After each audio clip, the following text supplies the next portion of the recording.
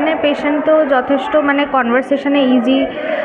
আমি তো এই জাস্ট দেখা শুরু করলাম, এমনি ভালো পেশেন্ট। ওদের মানে অ্যাজ আ হোস্ট ওনারা খুবই ভালো, আমাদের খুব ওয়েলকাম করেছে।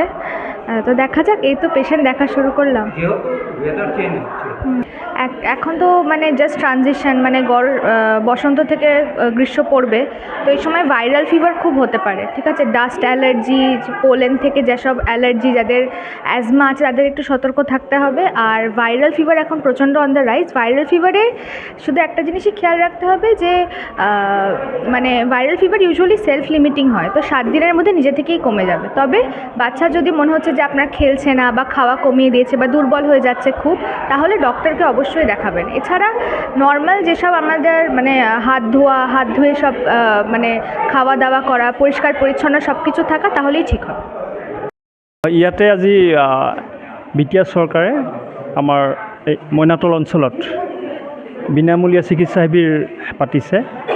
আমাৰ মাননীয় চিফ প্ৰমোদ বড়ো ডাঙৰীয়া আৰু আমাৰ হেল্থৰ এম অৰূপ কুমাৰ দে ডাঙৰীয়াৰ তত্ত্বাৱধানত আজি আমাৰ মইনাতল 30 বেডেড ৰয়েল হস্পিটেল আছে, এই হস্পিটেলৰ প্ৰাংগণত আজি চিকিৎসা শিবিৰ পাতিছে। ইয়াতে কোকৰাঝাৰ মেডিকেল কলেজৰ পৰা মেডিচিনৰ ডক্টৰ আহিছে, গাইনী ডক্টৰ আহিছে, পেডিয়াট্ৰিক্সৰ ডক্টৰ আহিছে, ENT ডক্টৰ আহিছে আৰু কেইবাটা বিভাগৰ বেলেগ বেলেগ ডক্টৰ আহিছে।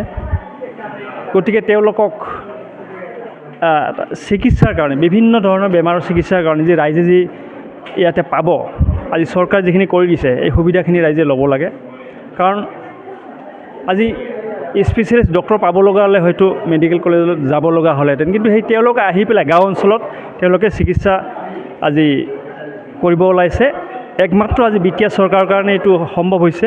গতিকে আমি বিটিআৰ চৰকাৰক আমি ধন্যবাদ জ্ঞাপন কৰিছোঁ। এই ৰাইজক এই অঞ্চলত যি এটা সুবিধা আগবঢ়াইছে, ৰাইজে উপকাৰ পাব আৰু ভৱিষ্যতলৈ এনেকুৱা কেম্প হৈ থাকিব, আগতো হৈছিলে আৰু হৈ থাকিব। আৰু আমি আশা কৰিছোঁ ৰাইজৰ যি ইয়াত আহিছে, বহুত মানুহ আহিছে ইয়াতে সেৱা ল'বৰ কাৰণে। ইয়াতে বিনামূলীয়া ঔষধ পাব আৰু বিনামূলীয়া চিকিৎসা সেৱা পাব আৰু পৰামৰ্শ পাব, কেনেকৈ সুস্বাস্থ্য গৰাকী হ'ব পাৰি, গোটেইখিনি পৰামৰ্শ ইয়াতে পাব। গতিকে তেওঁলোক আহিছে, তেওঁলোকক আমি ধন্যবাদ জ্ঞাপন কৰিছোঁ। ইমান দূৰৰ পৰা আহি পেলাই তেওঁলোকে গাঁৱত চিকিৎসা দিব ওলাইছে।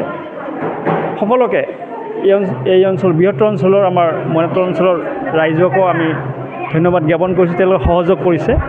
গতিকে আমি হেল্থ ডিপাৰ্টমেণ্টৰ পৰা সকলোকে, বিটিআৰ গভৰ্ণমেণ্ট, এই অঞ্চলৰ ৰাইজ আৰু আমাৰ ৰিপৰ্টাৰ বন্ধুসকলক ধন্যবাদ জ্ঞাপন কৰিছোঁ, সকলোৱে আহি পেলাই ইয়াতে এইটো অংশগ্ৰহণ কৰাৰ বাবে। আজি খালি চেকআপে হ'ব না লগতে মেডিচিন দিব? আৰু সিহঁতে চেকআপ হ'লে বিভিন্ন ধৰণৰ এক্সৰে, ছ'ন'গ্ৰাফি আৰু বিভিন্ন ধৰণৰ টেষ্টৰ কথা আহিব, তো এইবিলাক ইয়াত ফেচিলিটি নাই। এইটো ক্ষেত্ৰত আপোনালোকে কি পদক্ষেপ? হয়, ইয়াতে প্ৰথমতে তেওঁলোকক হেল্থ চেকআপ কৰা হ'ব। যদি কিবা প্ৰয়োজন অনুভৱ কৰা হয়, কাৰোবাৰ যদি এক্সৰে কৰিব লগা হয় বা ছ'ন'গ্ৰাফি কৰিব লগা হয়, তেতিয়াহ'লে তেওঁলোকক মেডিকেল কলেজত নি পেলাই বাকী কামখিনি কৰা হ'ব। আৰু ভৱিষ্যতলৈ এইখন হস্পিটেলতে এক্সৰে আৰু ছ'ন'গ্ৰাফি আহিব, হয়তো কিছু সময়ৰ অলপ প্ৰয়োজন হ'ব। আমাৰ ইয়াতে আজি 10 গৰাকীমান ডক্টৰ আহিছে, বিভিন্ন বিভাগৰ আৰু স্থানীয় ডক্টৰ আছে আৰু ষ্টাফ আহিছে, RBSK টিমো আহিছে। গতিকে ভাল এটা বিভিন্ন বিভাগৰ, মই আগতে ক'লোঁ, মেডিচিনৰ ডক্টৰ আহিছে, ENT ডক্টৰ আহিছে, গাইনী ডক্টৰ আহিছে, পেডিয়াট্ৰিচিয়ান আহিছে আৰু বিভিন্ন বিভাগৰ বেলেগ বেলেগ ডক্টৰ আহিছে ইয়াতে।